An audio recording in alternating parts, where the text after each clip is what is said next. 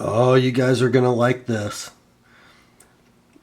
The next installment of our Traditional Knives Anthology is going to be about another great Eastern cutlery knife. This one, very special. An SFO, Special Factory Order by Charlie Campagna. The number 48 Diamond Jack. Stick around, we're going to talk about this beauty.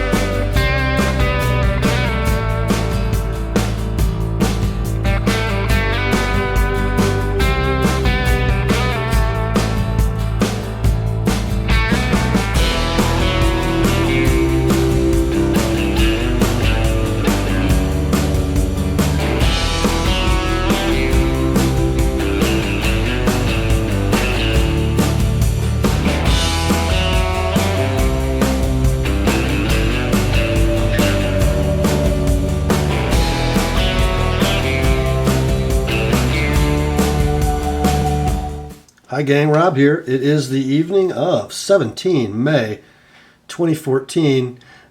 Again, pardon the voice, and it's been a few days since I've made a video because of the voice and the savage cold that has contributed to its gravelly tone. But it's time for our next installment in the Traditional Knives Anthology in conjunction with Howabouthetruth. Thank you, Steve. And the knife that we have before you today, we'll show you the picture of the front of the tube. Another Great Eastern Cutlery, Northfield UN-X-LD product. 1095 carbon steel, hammer tested, frozen forged. What does it say at the bottom? SFO Charlie Campagna. Special factory order from Charlie. Let's take a quick tour around the Diamond Jack, shall we? Get up close so you guys can marvel at its beauty. One of 75 pieces produced in this peach seed jigged blood red bone. Isn't that gorgeous?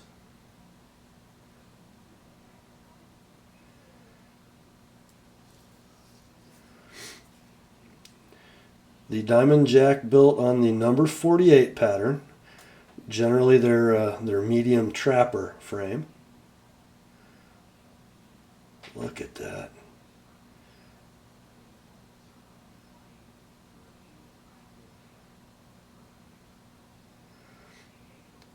You talk about precision and craftsmanship of a traditional.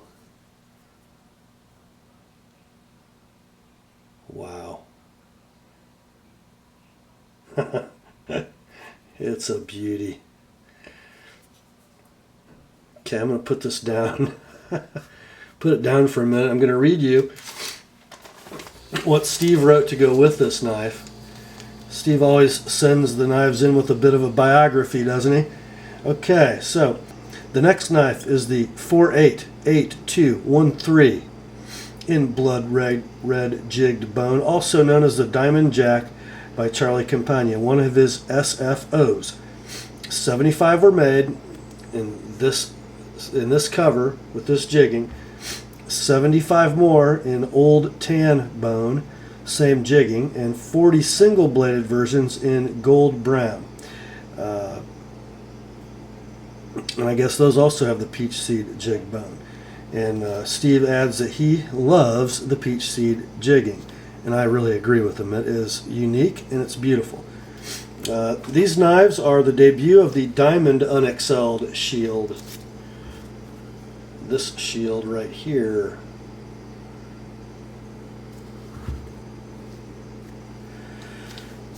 Very nice muskrat saber ground blade.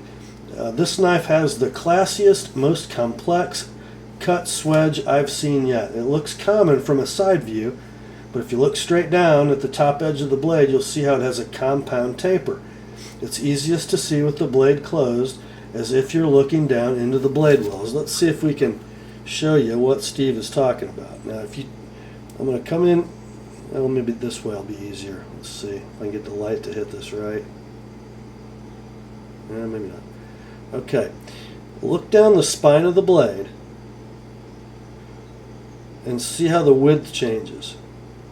Okay, we're very narrow back here, and then the swedge gets wider. I'm sorry, the swedge doesn't. The spine gets wider because the swedge gets smaller until it starts tapering toward the tip. And then when we look at it from the side, see how the swedge is large back here and it gets very small as it runs. Maybe it'd be easier to see on the side without the nail neck. There we go. So glossy, it's very hard to show you guys what we're talking about. There we go. Very complex. And this blade also has a little bit more distal taper than we're used to seeing in GEC main blades, meaning the knife narrows toward the tip more than most, which is also pretty neat because look how not broad that blade is. Very, very narrow in this dimension. Okay. We think, as Steve thinks, this is the only knife made with this swedge. Let's see.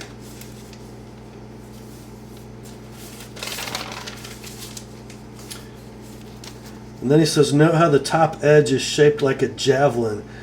I'd like to see exactly how they did that. The blade has the sweetest pop when it closes, too. Let's just see, shall we?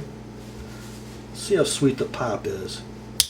Ooh, I guess he's right. Wow, it does.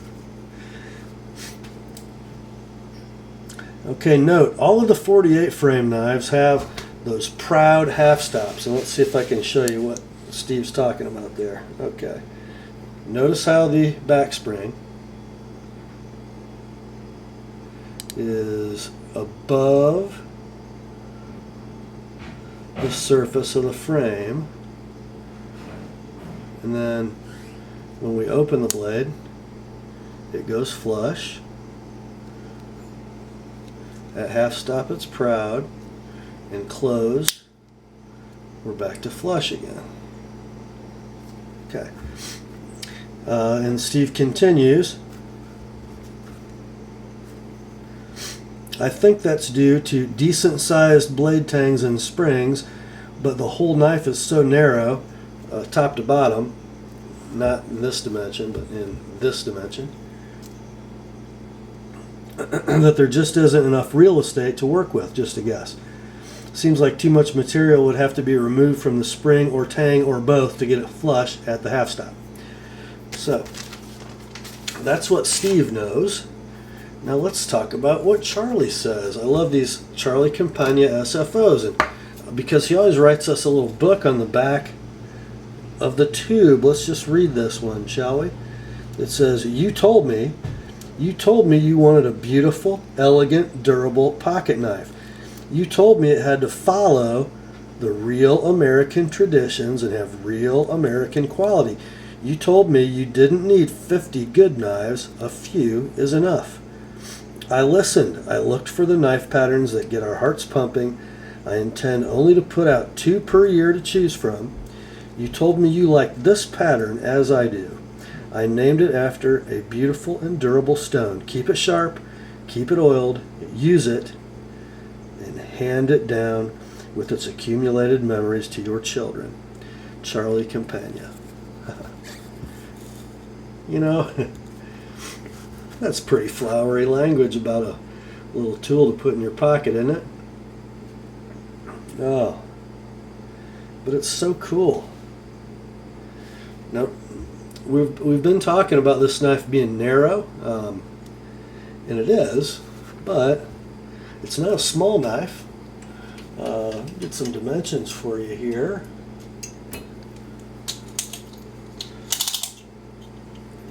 Let's see.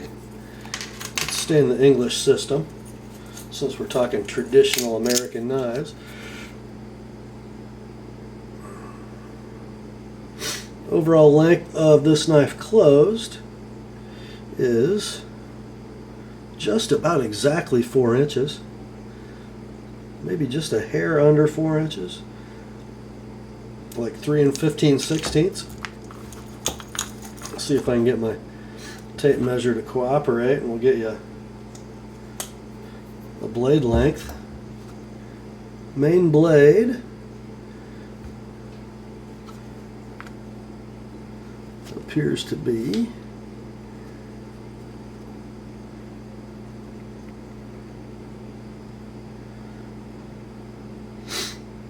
wow, pretty big, about 3 3/16 inches. And this pen blade, guys, is no slouch either. About 2 3/16 for the pen blade. Not tiny.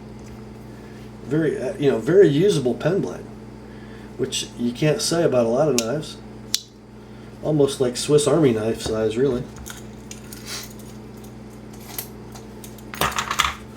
And I don't think we've spent enough time, have we? Blade wipe. Blade wipe. Don't think we've spent enough time looking at or talking about this beautiful mirror polished muskrat type clip point blade with that gorgeous swedge. I mean, wow. Great Eastern Cutlery, I think, should really pride itself on its main blade grinds. Not so much its edge grinds, but just look at the precision in these facets, in these bevels. Look at the swedge, look at the flats, look at the main bevel, and then look at the beautiful distal taper as we approach that tip.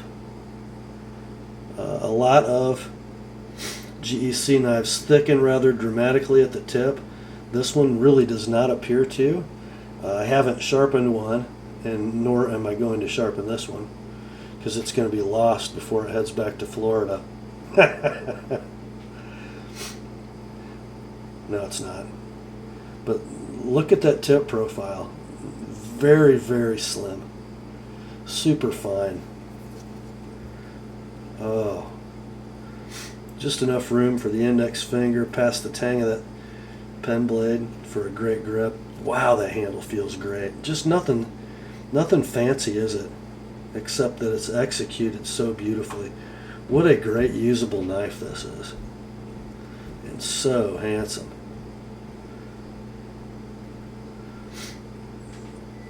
This ricasso forms a finger choil, and there's plenty of room for the index finger there. I mean, what a super good little grip. I got a feeling most of those 150 Diamond Jacks with the 2-blade setup aren't going to get used a whole lot. I have a feeling the modern traditional knife collector, does that make sense? The modern traditional knife collector is probably not going to make this a beater knife. But certainly a great Sunday go to meeting knife, huh? Use it, keep it sharp, keep it oiled. That's what Charlie say. Guys, the transitions on this knife, the best I've ever seen from a GEC. Unbelievable build quality. Unbelievable. There are still a few of these left out there at some online retailers, new knives. I'm pretty sure Derek at Knife Ship Free has some, and I know Mike Latham, as of today, still has some in that old tan jig bone, not this blood red. Those are gone. I really can't believe any of these still exist in new stock, but they do. Let's see, when did he make these things? Doggone it. I'm pretty sure these are 2013 production. Okay. Steve, I know you will weigh in and either confirm that or correct me. And I believe, depending on which site you go to, if you want to pick up one of those old tan jig bone Diamond Jacks. You're going to pay either just under or just over $100. And you guys who know those sites know which one's which, don't you? Okay.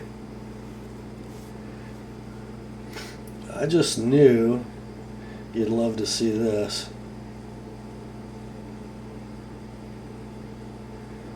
There are two knives in this first batch that really get me going, really turn me on, and this is one of them. And the other one is going to be our next subject in the Traditional Knives Anthology. That one may be the most special of all, because it's a little less common. Who'd have thunk it? An SFO from Great Eastern Cutlery is the more common of two traditional knives in 2014. Yeah, it kind of is. But it's not very common, is it? Certainly not in its quality or its design. In fact, it's pretty darn special, I'd say.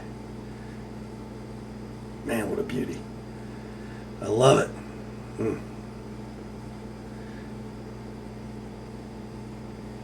That's all for tonight, my friends. Time to rest the voice just a bit.